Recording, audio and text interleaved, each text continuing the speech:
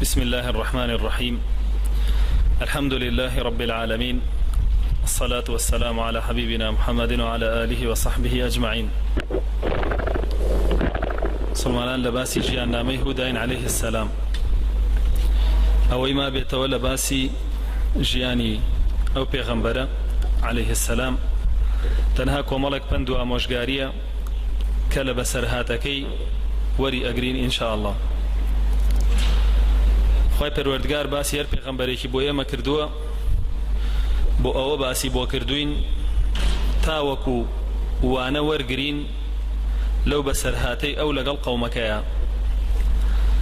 ئەو وانانەش ئیمانماندا بمەزرێنێ و عەقڵمان زیاد بکە و چۆنیەتی بانگەواز فێر ببین و شێوازی داعوەی ئەو بزانین.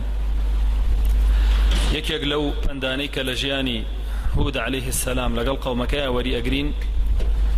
أو يجبريتي لا غرور لخو بايبون قومي هود لخوان بايبوبون أيانود من أشد منا قوة أيانود هيش كسيلا إما بهسترنية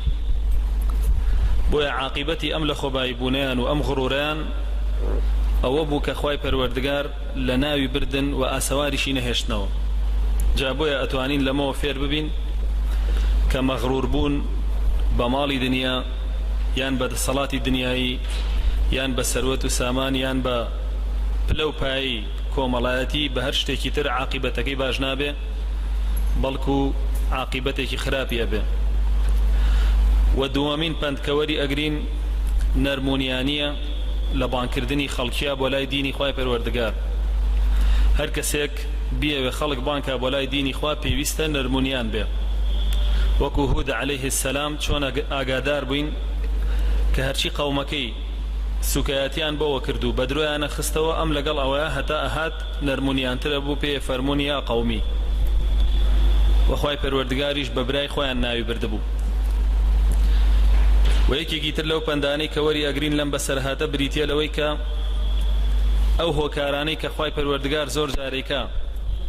بە هۆکاری ڕەحمەت بۆ عەبدەکان زۆر جار ئەیگۆڕێ بە هۆکاری عەذاب بۆیان. هەموومان نەزانین با خێر و بەرەکەت ئەهێنێ بۆ ئینسانەکان و هەور خێر و بەرەکەتی تایە بۆ ئینسانەکان، بەڵام لای خوای پەروەردگار هیچی تێناچێ ئەگەر بێت و بیگۆڕێ بە عەذاب بۆیان.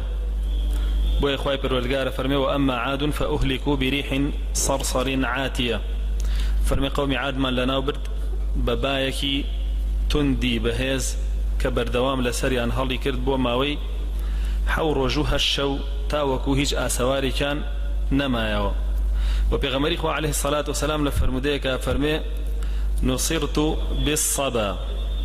فرمي من خواي پروردگار سري خستوم بصبا صبا بايكا للاي درجاي كعبة وهلكة كهلكة للاي درجاي كعبة وهلكة ولا غزوي خندقة خواي پروردگار پیغمبري خواي صلى الله عليه وسلم بو بأسر خست وأفرمي وأهلك دعاد بالدبور فرمي وقولي قوم عاديش بدبور لنا وشون أويش بيتشواني أو بايا يعني لاي درجاي كعبة وهلكة بلكو بلاي درجاي كعبة أرواوتي أبري أم لمشرق وبو مغرب أو لمغرب وبو مشرق بويا فرمي قومي عاديش لنا وبران بدبور كأويش بيشواني باكي منك صبايا وبيغمري خوا عليه الصلاة والسلام هم جارك باهلي أكر دعاء أكر أي فرمو اللهم إني أسألك خيرها وخير ما فيها أي فرمو أي خواي پروردگار داوات ليكم توشي خيري أم بايام بكيتو وهرشتكيش لقل خوي إيهيني ولنا بياتي باشاني فرمو وأعوذ بك من شرها وشر ما فيها أي فرمو وبنات بي أقرم أي پروردگار لشر أم بايا ولا شر هرشتكي تريش كلنا بياتي وكاتك عائشة خاتون بيغمري خواه بيني عليه الصلاة والسلام كاتك كباها ليكرد بيتاقت أبو ودمشاوي قرجبو أي فرمو أي بيغمري خواه صلى الله عليه وسلم بوشي كاتك كباها الأكاد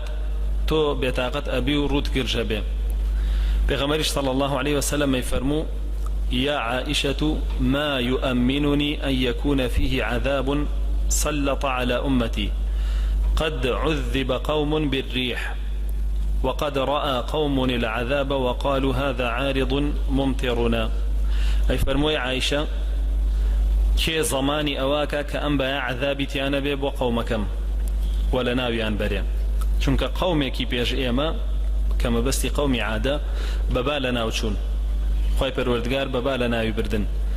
وسرتا كهوركشيان بيني وتيان هذا عارض ممطرنا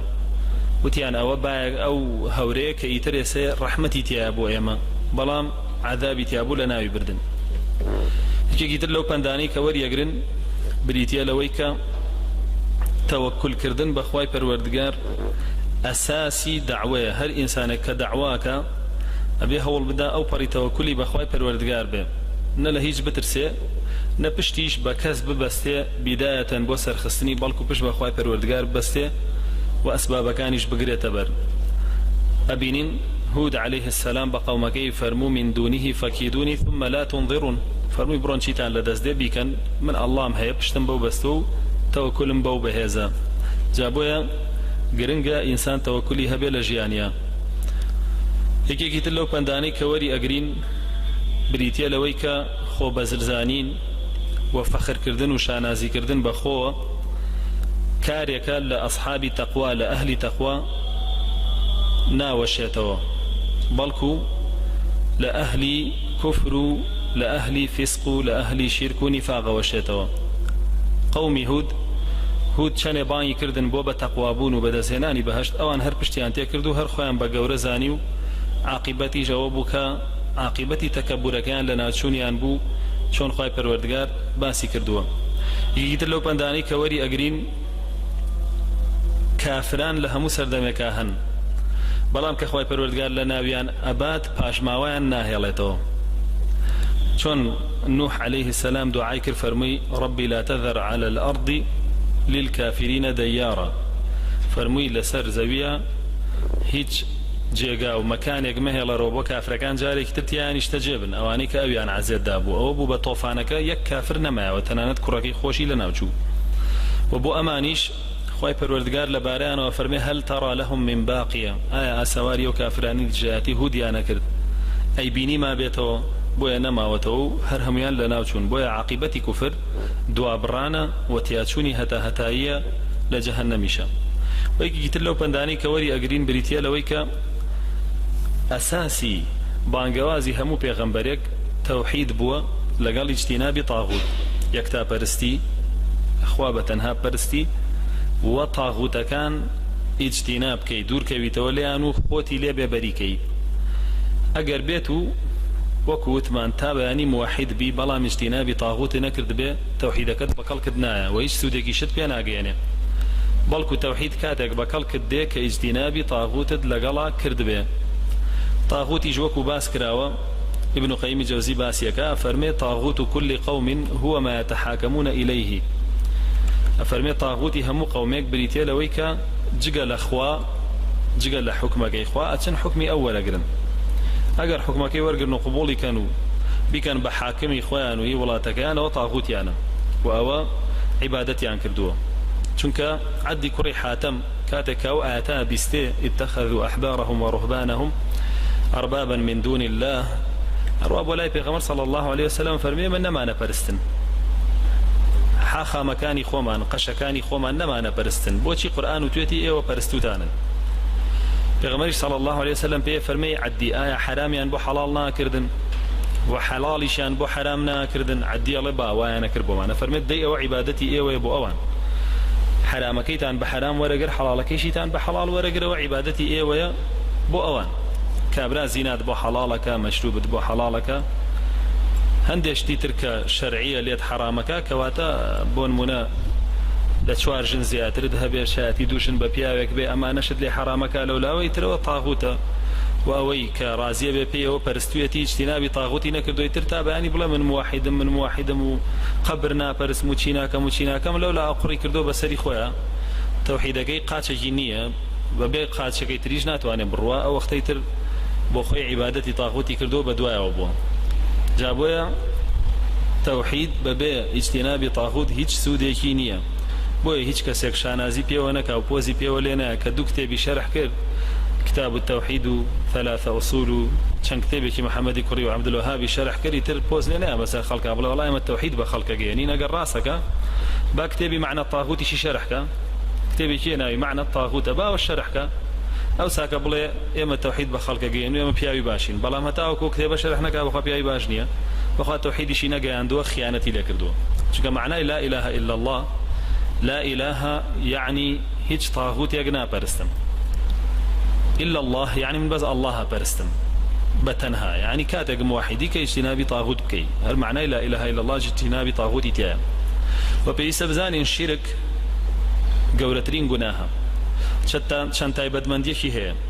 بيجها مشتى جورترين ظلمة كالحق خوي پروردگار أكري بو خوي پروردگار فرمي إن الشرك لظلم عظيم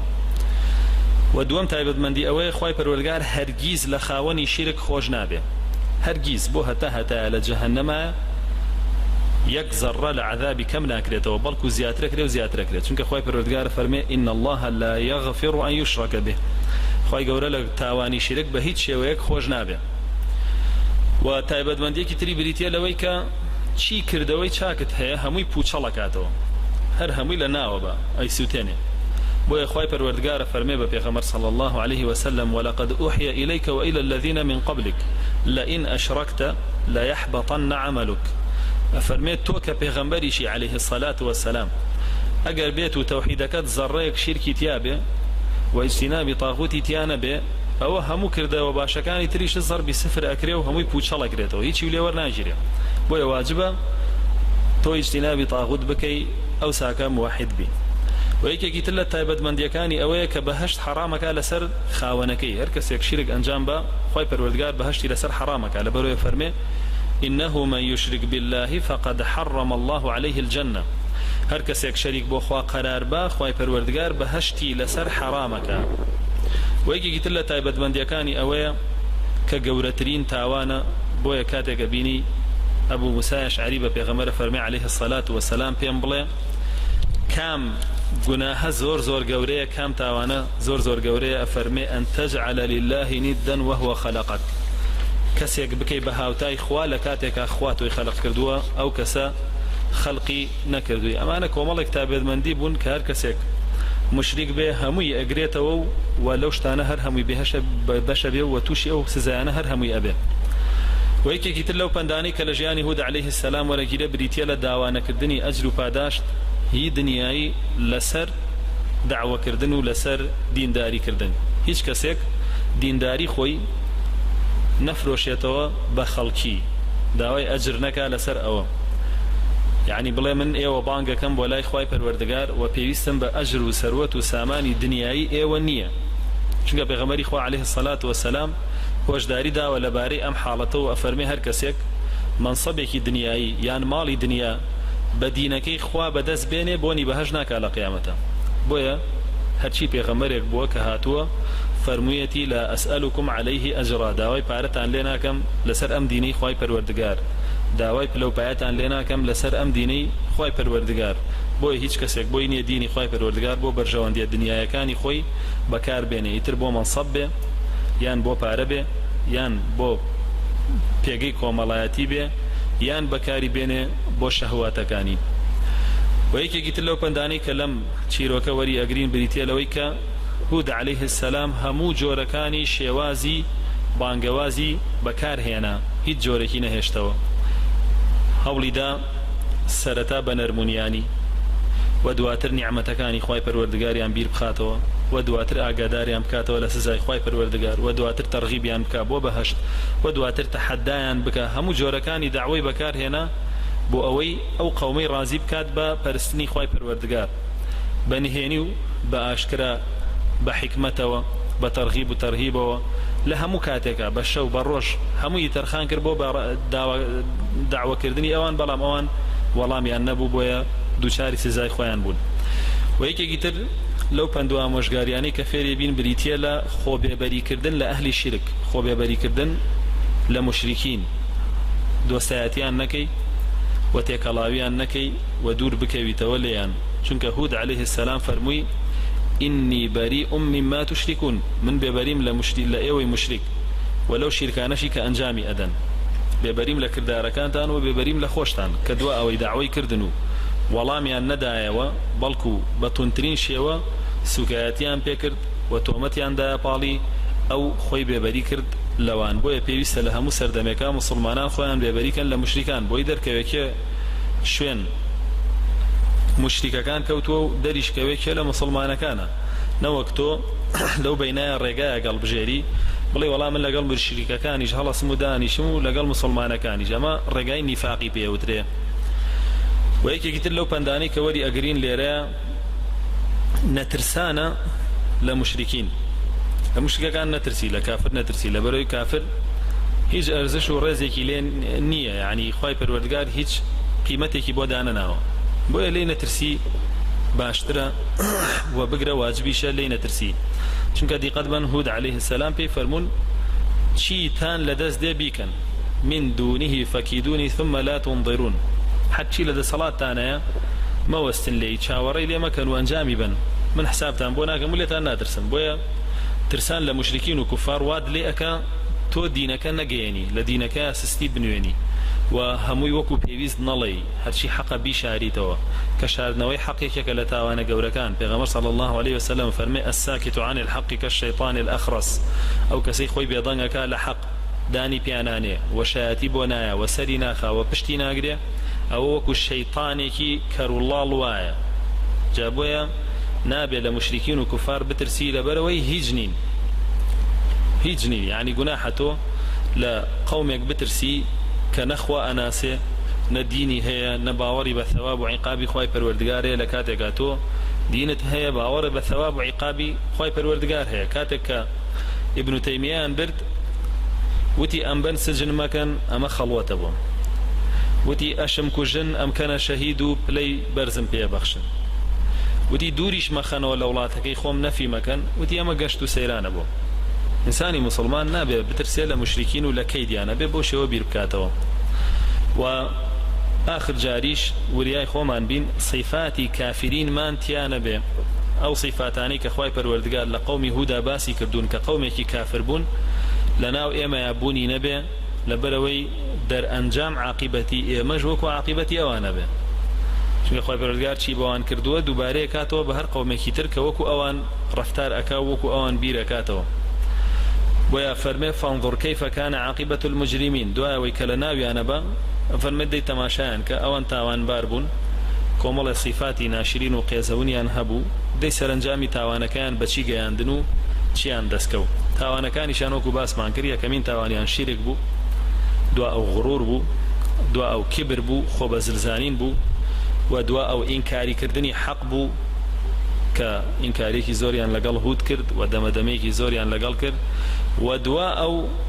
تحدى كردني هود بو بويك آنود فأتنا بما تعيدنا أقر راسكي خوات هيا وطول لإما كاتو وإما لنا وبا دبا خواكت بي بيكا طولب كاتو لنا ومان بري بويا بيني امروش كساني قن بهمان شوا قناها كان ولن دي أقر خوا هيا با نيال يم قناها بكم ادو خوخوا وكو زانانا فرمون صو بيزدانا صال مجالي فرعونية اخوتو هشتا چنه بسر بردو هشتا 50 صالي بسر نبردو اخواي پروردگار وكو زانانا فرمون 200 صال مجالي نمرودي ده يعني اخواي پروردگار مجال اداء بلام دوائي ادقريه كقرتي شي ان اخذه أليم شديد قد نقي تند به جايتر زور طاغوتي كجوان وتو واشيان كردو وكساني كهبون بوشي وكو قومي هود هتلر آسایی و صدام آسایی و ستالین آسایی خلقی آن کشت و آنود اما ده صلات مانه لسر زویا کزوکو اما بهزنیه و اسش کسانه گن تقلیدی وانا کنه ولا دنیایا و سر انجامی اندرکه و خوای پروردگار پیان انوینه اما او کندانه بون بکورتی کلسیرتی هودا ورمانگر کومالک بابتی تاریخیه لمساله قوم عاد و قوم هودا اویش لبر اوی هندق لمستشرقة كان إنكاري هبوني وقوميان كردوا تبعا بو تلمود ككتابي جولكان وخوان نسيبيانا تودابيانا تبال خواي پروردگار تبعا بو أو وبشوين أوا روشتون وشوين بي جولكان يان هلقرتوا لبروي خوشيان جولكبون إنكاري هبوني هوديان كردوا إنكاري هبوني قومكان كردوا بلام أوي كمؤرخ كان خوان دريان خستوا غربيا كان خوان دريان خستوا بريتيا لويك يكمين شد حضارتي قوم عاد لحضارتي فرعون كان زور جورة تربوه وزور بهستريج بوه لبرو وثمان خواي بالوردقارة فرمي لم يخلق مثلها في البلاد هاو شوي أو حضارة بوني نبوه و في أشياء التكنولوجيا ولها مشتقة زور لإستي إنسان كانش بهستر بوبن زور بتوانا بوبن چونك أجر هاو شوي نبو بلا سرزوية كواتا زور بهز بون دوامين خال كبيويست بيزانين قومي هود لدواي قومي نوح وراستوخو لسر زوي جياون وكو چون ميجونوس يونانيا كان لو أنا بطليموس لكتيب كاني خوانا ئاشکرایان کردو دانیان بە بوونیانە ناوە کە لە دوای تۆفانەکەەوە بە ماوەیەکی زۆر ئەم قەومە ژیاون و سەرەتا لە جەزیرەی عەرەبی نیشتەجێ بوون و دواتر بڵاو بوونەتەوە بەرەو یەمەن و هەتاوەکو ئیقلیمی جەو فرۆشتون کە ئێستا شارێکە لە وڵاتی یەمەن و لەو لاشەوە هەتاوەکو جنوبی فەلەستین ڕۆشتون و خاڵی سێم بریتیە لەوەی کە کۆمەڵێک ئاسەوار دۆزراوەتەوە لە مەنتیقەی جەوف و أرحبوا نجران كهر هميان كومل مناطق حدودين لقل سعودية هتاوكو حضرموت دريجة بنوا كهر همي آسواري بابلين باشماوي قومي عادة بجيما وكاي سلمانيك قومك هبون ليا جياون وتاريخ كشيان أقريته وبو أوكاتي كقومي عادتي أجياوات شنك يسا نظامك هي نظامك تشكية أقر بيانا تمني هرشتيا بزانن بو تشكلي أدن تمنكان بيالي دا هنانك زانایانی آثار کردویانە بۆ نمونە بیانە بەردێک بزانن عمری چەندێکە بەو تیشکەلی ئەدەن لە ڕێی قەمەر سەناعی کۆمپیوتەرەوە بۆیان دەرەکەوێ کە ئەو بەردە تەمەنی چەند ساڵە ئەو ئاسەوارانی دۆزیویانەتەوە بە تیشک لێیان ناوە تیشک دانەوەیان بۆ کردو بۆیان دەرکەوتووە کە ئاسەواری قەومی عادەوە گەڕێتەوە بۆ سەردەمی ئەوان و لەوێوە لە دیراسەکردنی حاڵی قەومی عادەوە کۆمەڵێ شتیان بۆ دەرکەوتووە یەکێ لەوانە کە نیظامی حکومکردن لە دەوڵەتی عادا نیظامێکی مەلەکی بووە یعنی باوکەکە مەلیک بووە ئەگەر بمردایە کوڕەکەی جێگرتەوە بەو شێوە و چەند طەبەقەیەک بوون چەند چینێک بوون یەکەم جار چینی مەلیکەکان دوا ئەو چینی ئەشرافەکانیان و دوا ئەو چینی بازرگانەکان و دوا ئەو چینی فەقیرەکان و دوا ئەو چینی کۆیلەکان بەو شێوە ژیاون ئەوە یەکەمین نیظامیان بووە دەوڵەتەکەشیان سنووری هەبووە و لە سەردەمی خۆیانە هیچ کەسێک دەرەقەتیان نەهاتووە تەنانەت میسریەکان چۆکیان بۆ داداون و لەگەڵ میسریەکانە تیجارەتیان کردووە لەگەڵ میسریەکانە تیجارەتیان کردووە وەکو چۆن لە ئەلواحەکانە کە لە میسر لە فیرعونەکان بەجێماوە تۆمار کراوە کە خۆیان دانیان بەوایە ناوە کە لەگەڵ قەومێکە زۆر بەهێزبوون تیجارەتیان کردووە قەومی مەعانیان پێوتووە لە ناو نووسراوە میسریە کۆنەکانە تابلۆ فیرعونیەکانە قەومی مەعان هاتووە بەڵام خۆی عادە ئیتر ئەوان بە مەعان ناویان بردوون و جێگایەکیان هەبووە کە پایتەختیان بووە لەو سەردەمایە پێی وتراوە قەڕەناو قەڕەناو قەڕەنی ئێستایە هەمومان نەزانین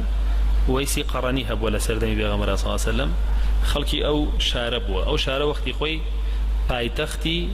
قومی عاد بووە و تیایە ژیاون ئەمیش هەر لە نووسینە میسریەکانە هاتووە کە لەگەڵ ئەوانە بازرگانیان کردو کاروانەکانیان بۆ ناوجەرگەی مەملەکەتی عاد ڕۆشتووە کە با بڵین پایتەختەکەیان بۆ ناوی قەڕەناو بووە بەڵام ئێستا پێوترێ قەڕنەو پێوترێ قەڕەن و هەندێکی تر لە نووسینەکان باسی چەند شارێکی تریان کردووە وەکو شاری بەنت کە ئەویش هەر لە یەمەنە ئێستا بوونی هەیە و پاژماوەی تایە و قەومی عاد تقریبا 2600 ساڵ پێش میلاد ژیاون 2600 ساڵ پێش میلاد ژیاون وەکو چۆن مؤرخێک هەیە فەڕەنسیە دانی بە هەندێکیان ناوە ناوی سادالە مؤرخێکی فەڕەنسیە ناوی سادالە و کتێبێکی ناوی تاریخ العربە لەو کتێبەیە باسیەکە ئەڵێت کە قەومی عاد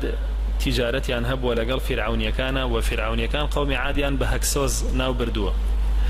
ئەوەی ماوەتەوە بریتیە لەوەی کە ناوی پێغەمبەر هود عليه السلام 7 جار لە قورئانە هاتووە ناوی پێغەمبەر هود عليه السلام 7 جار لە قورئانە